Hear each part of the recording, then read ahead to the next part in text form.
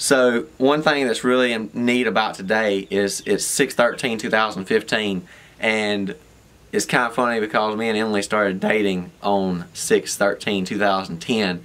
I gotta do is say your sweet name. It's your love. We first met in botany class. But when we first met each other and knew each other was going to be at PJC when we both was in botany class. I first asked her out to go eat ice cream at McDonald's, and that was the best thing I could ever done. Okay, the first time we went out was to McDonald's to get ice cream. What I would say that made Emily attracted to me was, first of all, I was lifeguarding when we met. So I had a golden tan, the blonde hair, and of course my country accent. And even to this day she'll tell me that's what attracted me to her, and also that I love Jesus. What makes me attracted to Levi? It'd be everything. The first time I saw him, it was most definitely his blonde hair, tan skin, his country accent. I mean, he made better grades than me. That was always a plus. And he's just really good to work with. I knew Emily was going to be the one when we went to Deaton's Bridge and my aunt and uncle Lily and Uncle Carl was camping, and we went over there and we sat down and we were sitting there, and this was after we'd been together and I just knew by us sitting there and talking to Uncle Carl and Emily's talking to her and how they got along and just how she was, that we were meant to be together. I knew he was the one. Was at his nanny's house. I just loved the way he was with his family, and I just wanted to be part of it. The first time me and Emily held hands, me being an intelligent guy decided I would do it at nighttime in a graveyard. Doesn't that sound good, guys? Yeah, because it works. And it was dark, and there was fireflies, and he just moved on in and held my hand. I was like, oh yeah, keep on doing it, baby. No, okay. I really love Emily's smile and the way she looks at me. What makes Levi unique would be his willingness to help other people. He's always the first one to lend a helping hand and to lift people up. I've never heard him say anything discouraging to others. She's sweet and kind, and I need to hold on to her and never let her go, because the Lord created an angel when He created Emily, and that she's sweeter than any candy in the world and far more precious than any rubies.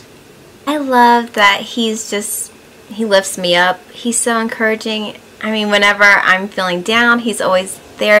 Another very funny thing is, as far as superheroes, Emily loves Batman.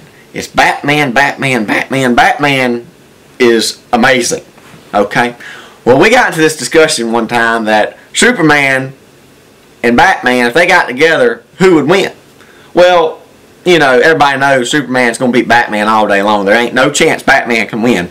Well, Emily has got in her head that Batman is supreme over all the superheroes. And I informed her, no.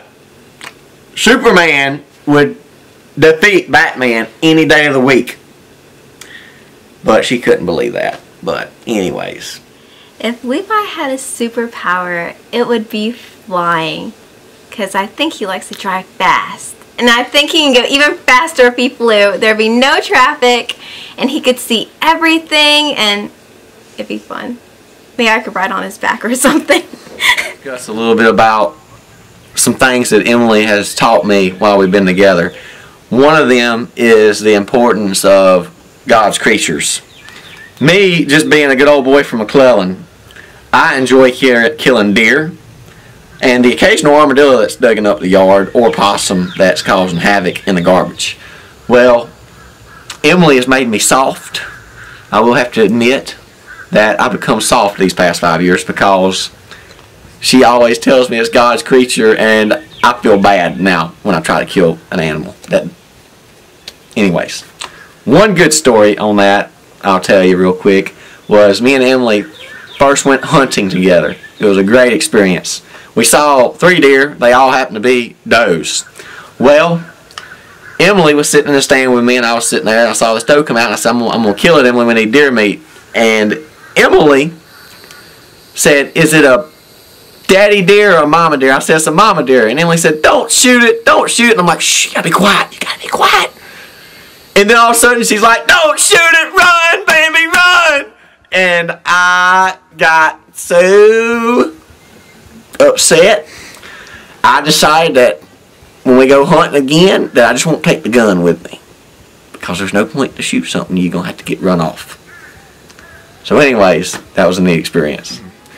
So, when I think of funny stories with Emily, I think the time where she took on both my brother and my cousin at the same time. They tried to tickle her feet when we were at Callaway Gardens. Okay, so Joshua and Derek thought that they could hold me down and tickle my feet, but so they jumped on me from the bed, and I was on the air mattress, and they just started tickling my feet. So I started kicking them and started pinching them, and I thought they put up more of a fight, but when I proposed, I was so nervous. I remember getting the ring from Blake the same week. I was working for Progressive Solutions, and I came straight back, and I just couldn't wait. And I figured the best time to do it, to catch Emily off guard, would be when I took her to lunch. And we used to always go eat at Santino's for lunch. And we went and ate, and I wanted to do it, and I wanted to do it, and I wanted to do it, and I couldn't think of when. So when we got back, it was around Christmas, and it was actually the day the world was supposed to end, December 21st, 2012.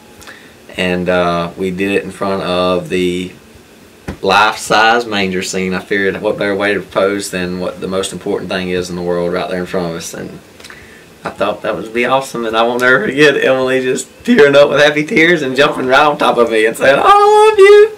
You know, I don't even remember if I said yes. You did. Yes! That's gorgeous. Okay, so there was a golf course, that Fox Run golf course. So I was like, oh my gosh. Crestview people must be like really rich. Look at all these golf courses. So we passed by this gorgeous green lawn. I mean, I've never seen it green or grass so green.